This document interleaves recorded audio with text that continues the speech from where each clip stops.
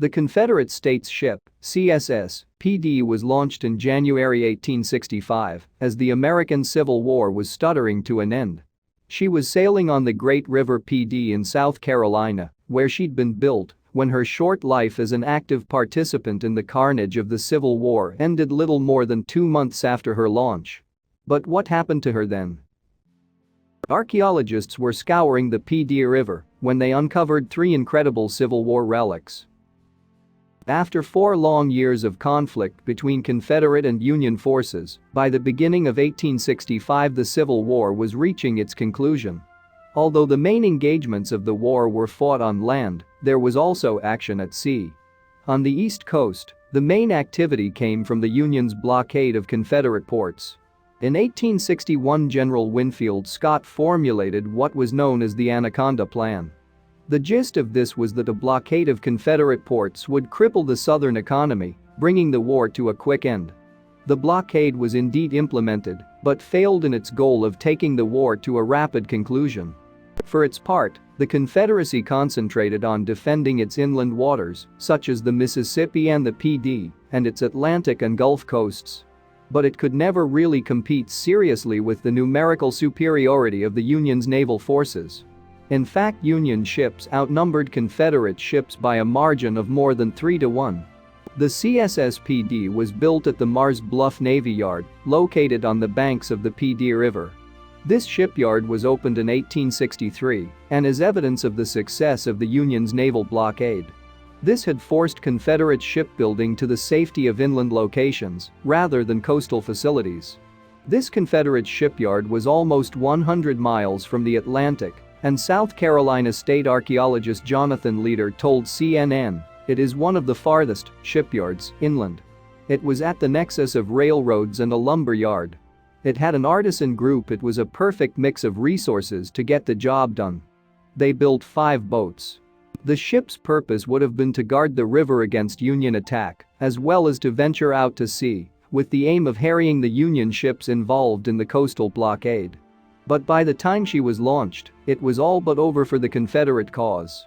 The final nail in the coffin for the forces of the Confederacy came at the Battle of Five Forks on April 1, 1865. Union troops crushed an inferior Confederate force, and the road was now open to the Confederate capital, Richmond, Virginia. A Black American unit, the Union 25th Corps, duly took Richmond.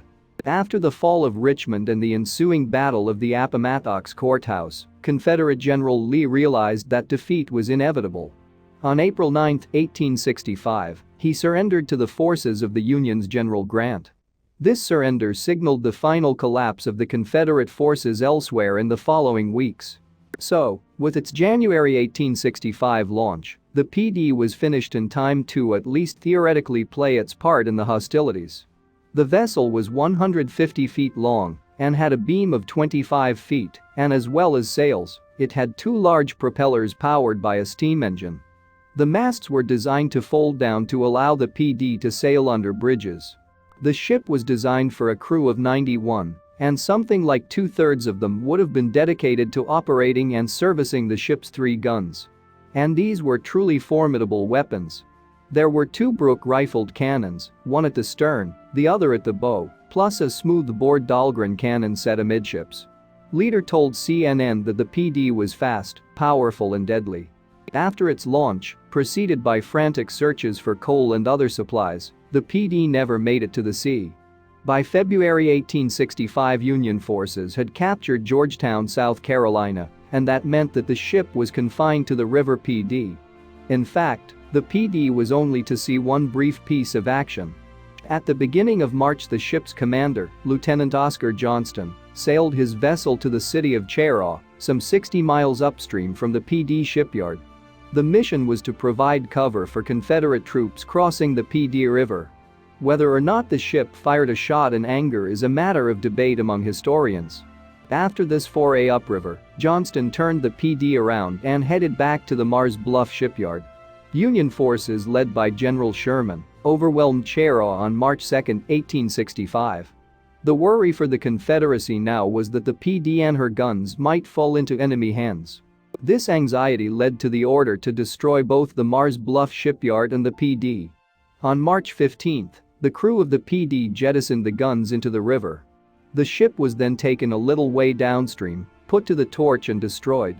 And at the bottom of the river was where the Pee Dee's powerful guns were to remain for 150 years.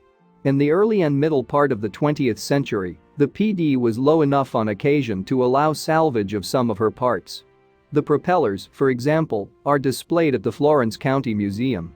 But salvage of the Pee Dee was problematic because when she was scuttled, her crew made frantic attempts to completely wreck the vessel. Speaking to South Carolina newspaper The State in 2010, archaeologist leaders said they started dismantling the vessel and burning it. It's a debris field. And the ship faced more destruction later. In 1906, the Army Corps of Engineers conducted a dredging exercise of the Pee Dee River, and this operation unfortunately caused more damage to what remained of the Pee Dee. Nevertheless, in 1925 the ship's two propellers, those now at Florence County Museum, were found and hauled from the river. But one particular salvage event in 1954 helped researchers to actually locate the Pee Dee years later. This part of the ship's story centers on Michael O. Hartley, head of archaeology at Old Salem Museum and Gardens in Winston-Salem, North Carolina. Back in 1954, he was 12 years old, but he has clear memories of a crucial moment on the Pee Dee River. As a boy in 1954, Hartley witnessed men pulling the Pee Dee's boiler from the river.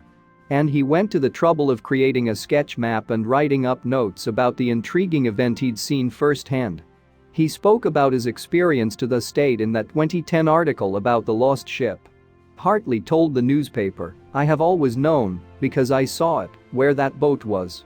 I'm just pleased that it isn't all gone or isn't also ruined, that something can be learned from it."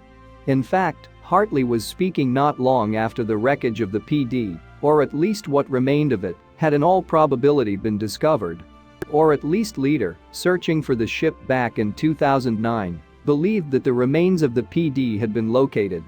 Leader had been working with researcher Chris Amer, taking sonar readings on the riverbed to try and locate what remained of the Confederate vessel. Their first attempt over 3 weeks in July 2009 had turned up nothing of significance. However, undeterred by their initial lack of success, Amer and Leader had returned to the Pee Dee River in September 2009. And this time their efforts were rewarded. In November, their sonar exploration showed a series of heavy-duty iron bolts arrayed in a straight line. And Leader felt sure they'd found the Pee Dee. Talking about the results of the sonar exercise, Leader told The State, "You are actually able to paint a picture. You don't find a lot of straight lines in nature. You find bolts in a straight line, you have something." But Leader and Amer couldn't be 100% sure of what they'd found just yet. But at that point, after reading about the likely discovery of Pee Dee, Hartley got in touch with Amer and Leader and revealed what he'd witnessed back in 1954. Talking to TV station WMBF News in June 2010, Amer described what had happened. Michael Hartley, an archaeologist in North Carolina, said he was 12 years old when he watched a group of men salvage a boiler and parts of C.S.S. Pee Dee at Mars Bluff. Amer continued, "He said the water was low and that he made a detailed map of its location. I was able to go right to the spot." Hartley's account matched up with magnetic readings that I took of a 25,000 square foot area. There was now little doubt about the location of the Pee Dee's wreck. In fact, 2 of the 3 cannons with which the Pee Dee had been armed had been found before the wreck of the ship was discovered. And the weapons were located at some distance from the scattered debris of the ship itself. A team from a private group, the C.S.S. Pee Dee Research and Recovery Team, had found the first of the 3 in 1995. This cannon had been found in the waterway about a mile downriver from the ship's wreckage. It was located in the Pee Dee's waters just by the site of the Mars Bluff Navy Yard, where the vessel had been built and launched. That gun first discovered was the 9-inch smoothbore Dahlgren. But after that discovery, it would be 11 more years before another cannon was found. So it was in 2006 when the same team who had discovered the first gun came across a second one, not far from the location of the Dahlgren. This one was a 6.4-inch Brook rifle, one of 2 Brook guns that the Pee Dee had carried. With the discovery of the wreckage in 2009 that we've already heard about, that left one final mystery. Where was the missing Brook Cannon? The C.S.S. Pee Dee research and recovery team continued the search using a variety of equipment. They scanned the riverbed with a metal detector and with a magnetometer and dug at likely spots. They found a variety of objects, including parts of an old stove and old logging equipment. But still there was no sign of the missing cannon. Then in 2012 the river was running very low and another search was made using a metal detector. The water was shallow enough that the searchers could wade in it while using the detector and, at last, a promising magnetic anomaly appeared near the rotting timbers of the old shipyard's jetty. This time, they'd struck lucky. Finally, they'd pinpointed the location of the third cannon. With the location of the three cannons now confirmed, the next step was to prepare them for lifting from the riverbed. Towards the end of September 2015, the salvage team removed some of the silt from atop the guns so that they would be easier to move. Straps were attached to the cannon, and one of them was moved nearer to the shore. September 29, 2019 was the day scheduled for the hauling of the Pee Dee's three guns from the river. A crowd of spectators and reporters gathered on the great day to watch the cannons emerge from their watery graves. Among them was amateur diver Bob Butler. He had been part of the team that found the first of the cannons in 1995 and the second in 2006.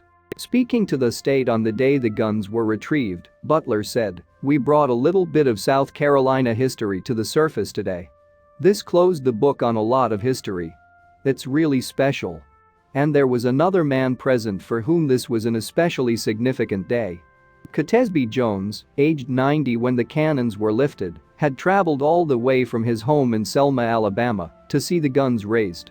His great-grandfather, another Catesby Jones, had actually worked at the foundry where one of Pee Dee's guns was manufactured. He told the state, "I've touched every cannon I could that came from there. They've been talking about this one for years. This is really exciting." The historic guns were raised from the muddy bed of the Pee Dee River by a team from the University of South Carolina. Heavy equipment was needed to lift the sizable cannons.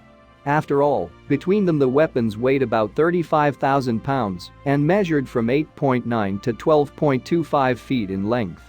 The three guns were actually loaded when they were raised. In fact, the two Brook cannons were primed with small shot. These munitions would have caused bloody death and destruction used at close range against any force attacking the ship or attempting to board. Once the guns were recovered, they were sent for a prolonged period of conservation at the Warren Lash Conservation Center, located at Clemson University in North Charleston, South Carolina.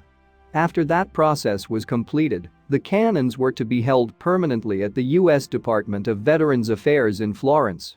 There, they would be exhibited outdoors.